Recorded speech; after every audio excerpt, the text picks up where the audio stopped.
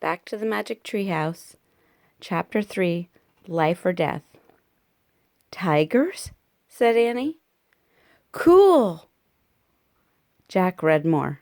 A wild tiger eats almost 5,000 pounds of fresh, raw meat a year.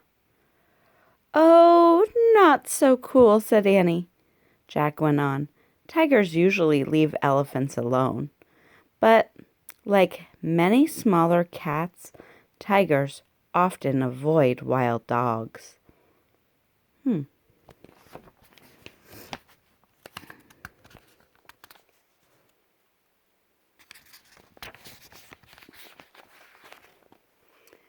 Teddy growled.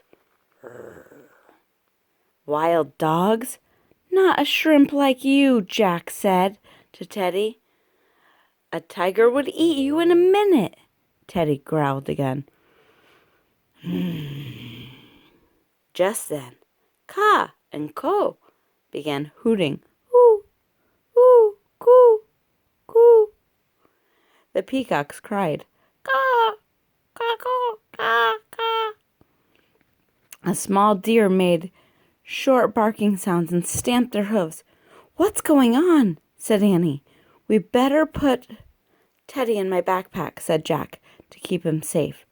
Jack slipped the dog into his backpack. Teddy's head poked out at the top.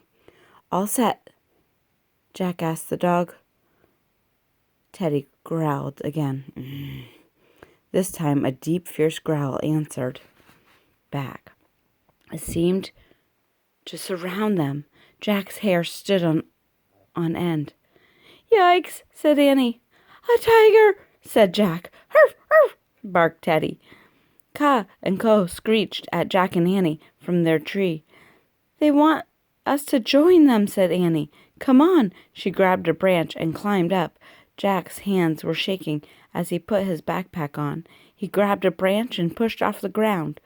He pulled himself into the tree. Another growl shook the forest. Oh, man, said Jack. Coo, coo, coo. The langurs climbed higher up in the tree.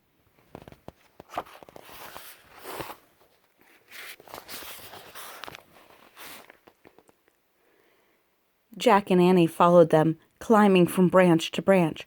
The sky above was no longer glowing. The bright orange had faded into a twilight gray. Jack looked down. He couldn't see the ground at all. He listened for another scary roar. Only the cries of the frightened forest creatures filled the air. Maybe the tiger's gone, said Annie. Jack glanced at Ka and Ko. The langurs cuddled together.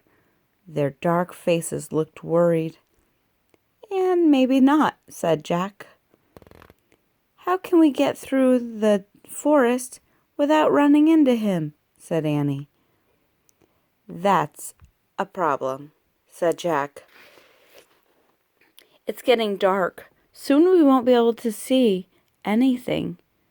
Ka and Ko hooted again. They pointed down the tree trunk. Arf, arf, Teddy barked from Jack's backpack.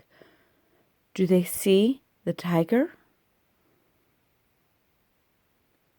Jack asked, his heart thumping again. He couldn't see anything but leaves and branches. Then, far below, he saw the tree trunk move.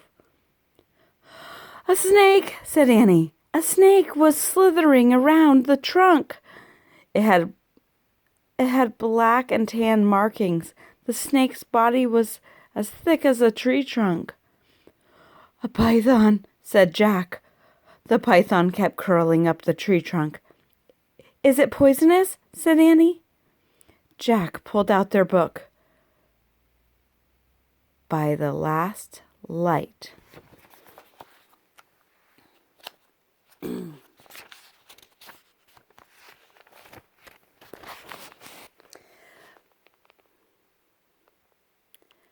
By the last light of day, he found a picture of a python and he read out loud, The python is not a poisonous snake.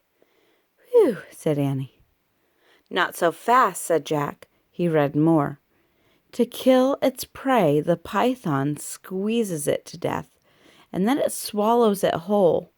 A python can swallow an animal the size of a full-grown deer. Oh, yuck, said Annie. This is more than just yuck, Annie, said Jack. This is life or death. Ka and Co clattered at Jack and Annie. Not now, said Jack. We have to think. The Langurs grabbed the thick vines. They leaned back and they jumped from the tree. You see the python? It's coming. I see Ka and Co, Jack and Annie. Oh, I see Teddy in the backpack. And here comes the python. Scary. They jumped out of the tree. Let's see.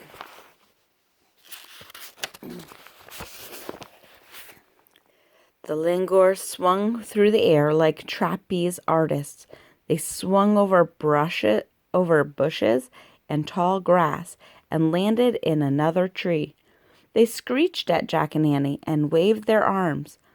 I know what they're saying, said Annie. They want us to copy them. The next chapter for tomorrow is swing time. I hope you're liking Jack and Annie. Again, the name of this book is Tigers at Twilight. Oh, look, I do see Teddy in that backpack too. I hope you're enjoying the book, though, and having great days at home.